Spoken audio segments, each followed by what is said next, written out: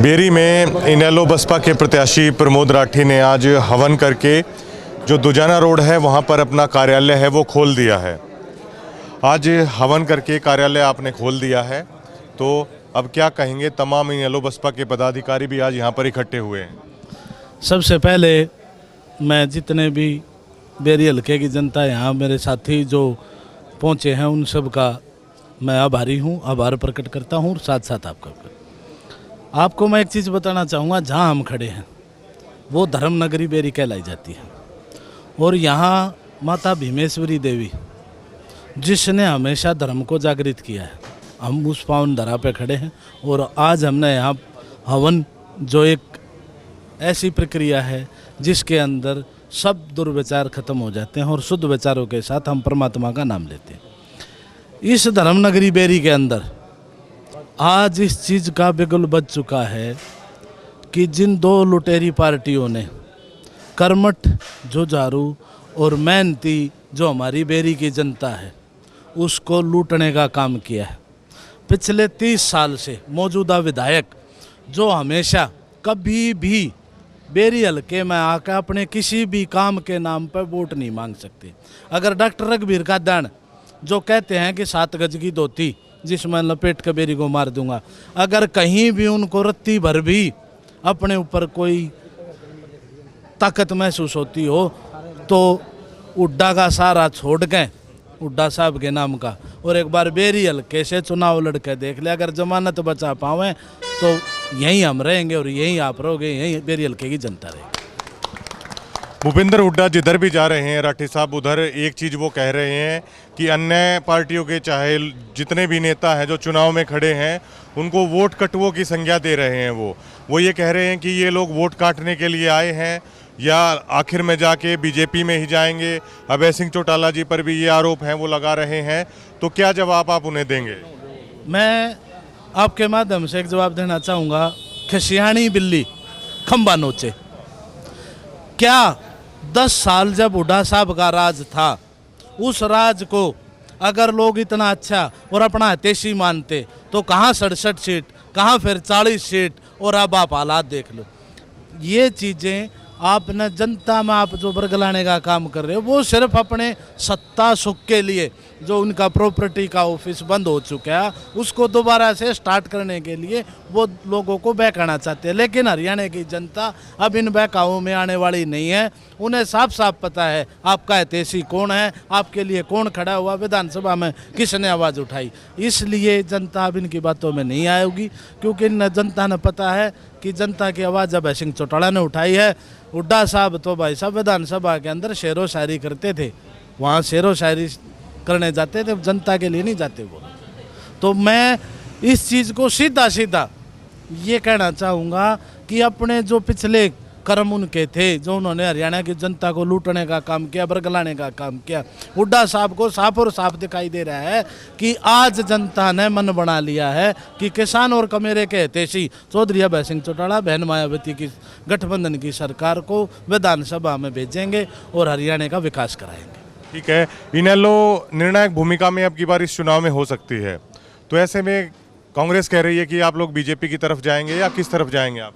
मैं आपको एक चीज़ बता देता हूँ, हो सकती है नहीं, हो चुकी है। और कहीं ना कहीं जहां अब तक अटकलें थी कि हमारे सहारे से सरकार बनेगी, आने वाले दिनों में जिस प्रकार से जनता हमारे साथ जुड़ रही है, क्या पता किसी सहारे की ज़रूरत ना पड़े।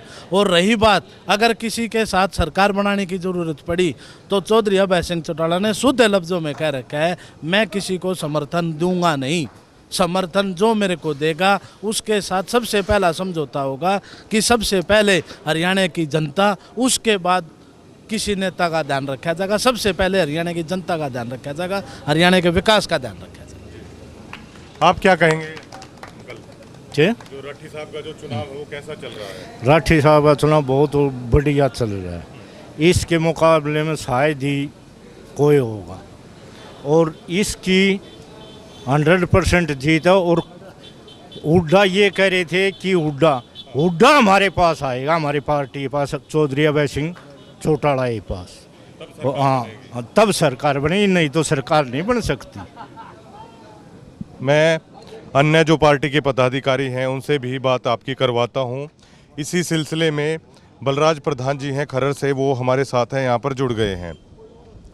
प्रधान जी, हुड्डा साहब जिधर जा रहे हैं अन्य लोगों को वोट कटवा की संज्ञा दे रहे हैं। अभय सिंह चौटाला को लेकर ये कह रहे हैं कि ये आखिर में बीजेपी के पास ही जाएंगे, जैसे दुष्यंत ने किया था, आप लोग भी वही करेंगे। तो क्या जवाब देना चाहेंगे? कटवा वोट कटवा हम नहीं यहाँ। भूपेंद्र हुड्डा की हालात है जैसे होगी, उसके गृह जिले जो मान्यता है सोनीपत रोहतक झज्जर, उसमें से बहुत ज़्यादा सीट बाहर जा रही हैं। उसने गांव-गांव एक एक घर में जाना पड़ रहा है। और जो ये कह रहे ना बीजेपी को समर्थन, हम किसी को समर्थन देने के लिए जाएंगे नहीं, हमारे पास चलका हुआ कोई भी आओ। और जो हमने अपने मैनिफेस्टो में दिया है, ठोक को सारे काम करावाएंगे। 9 तारीख ने हमारी सरकार बनने जा रही है, 9 तारीख में सारे काम होंगे जो हमने अपने मैनिफेस्टो में दिए। जैसे वृद्धा की पेंशन 7,500 रुपये, 21,000 रुपये बेरोजगारी भत्ता, वो सारे काम हम 9 तारीख में करेंगे टोटल। किस तरह प्रचार आपका चल रहा है बेरी विधानसभा क्षेत्र की मैं बात करूं तो? यार हमने बापड़ोदा गांव से शुरू कराया था, जिसे दिन भाई प्रमोदन टिकट मिल लिया। बापड़ोदा गांव इकट्ठा कराया, खरर कराया, रोज कराया, दहकोरा कराया, आसंडा कराया। वहाँ से उन्हें भारी समर्थन मिल रहा है। और जिस तरह से आप ये आदमी बैठे उत्सव देख रहे हो, किसी भी दफ्तर में नहीं ये चहल पहल। ये 96 में डॉक्टर साहब को इनेलो ने हराया था, डॉक्टर वीरेंद्र पाल के रूप में, और इनेलो ही हराने जा रही है। इनेलो ही पाड़ेगी इसका गंडा, और किसी बस की बात नहीं। ना कोई निर्दलीय है, ना कोई पार्टी मैदान में। अब ये पार्टी है, मैं एक बात और स्पष्ट कर दूँ, एक पार्टी आम आदमी पार्टी, जो पंजाब में का हरियाणा ने एक बूंद पानी नहीं देंगे। एक दूसरी पार्टी भाजपा, किसान के नाम तो वोट मांगे, 750 किसान बॉर्डर पर मार दिए। तीसरी पार्टी है कांग्रेस, मैं किसी व्यक्ति विशेष की बात नहीं करूंगा। तीसरी पार्टी कांग्रेस है।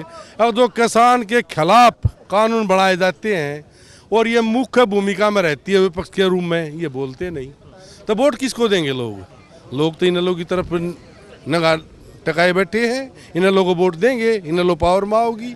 सारे किसान के, मजदूर के जितने भी हमने वादे करे हैं, जैसे पीछे करे थे, 100% पूरा कराएंगे। यही बात थी। तो अपनी अपनी राय है लोग यहाँ पर रख रहे हैं, और बसपा के साथ भी इन लोगों का गठबंधन है। क्या चुनाव का क्या माहौल है? साहब भी बता दी, मैंने साहब ही बोलना हो साहब। बताओ भाई, बताओ, सारे बताओ, जिस तरह से बताओ क्या माहौल है। हाँ, डॉक्टर हेमचंद्र जी हमारे साथ हैं। आपका गठबंधन है और मैं देख पा रहा हूं कि बेरी में आप अपने प्रत्याशी के साथ साथ पूरा जोर आजमाइश है वो कर रहे हैं। तो क्या संभावना ये गठबंधन बेरी में देख पा रहा है इस चुनाव में? देखिए, जब शुरू में हमने नॉमिनेशन करा था उस टाइम तो सब कह रहे थे इसको कौन पूछता है, लेकिन आज सबको पसीने आए हुए हैं और वो इस गठबंधन को विनिंग गठबंधन सोच रहे हैं। और जो हल्का बेरी जो पर्टिकुलर है, मैं कहता हूँ उसको भाईचारे का जितना सपोर्ट मिला है, जिन गाँव का वो गए हैं, उसके हिसाब से ये विनिंग सीट में आ रही है हमारी। इसमें कोई शक नहीं है, ये हम जीतेंगे। आप क्या कहेंगे? देखिए, मैं अलाउद साहब सबसे पहले आपके चैनल का धन्यवाद करता हूं, और मैं यही कहना चाहूँगा कि बेरी एक हॉट सीट है और इनेलो बसपा गठबंधन जो है यहाँ पर प्रमोद राठी भाई मजबूती से चुनाव लड़ रहे हैं और इस गठबंधन को विनिंग सीट की तरफ लेके जाएंगे। चौधरी भूपेंद्र हुड्डा जहाँ जा रहे हैं वो अन्य लोगों को वोट कटवों की संज्ञा दे रहे हैं, क्या कहेंगे आप? सर, ये सब अपने अपने पर्सनल राय हो सकती है, वो भूपेंद्र हुड्डा सिंह जाने और आप उनसे पूछो भाई वो इस तरह का बयानबाजी क्यों कर रहे हैं। और बाकी हम देख रहे हैं कि आज हरियाणा में किसी की भी सरकार नहीं बन रही है और ये गठबंधन की सरकार जो है वो सरकार में साथ जाएगी। आपको ये भरोसा है कि ये जो आपका गठबंधन हुआ है इसमें आपका जो कैडर है वो इनेलो की तरफ वोट करेगा? जी बिल्कुल करेगा, क्योंकि जहाँ बहन जी अपने कैडर के वोटराइज की वोटरों को जैसे भी मतलब जो इशारा करती है तो पूरा 100% वोट ट्रांसफ़र होता है। ये बहन जी का सबसे बड़ा प्लस पॉइंट होता है जी।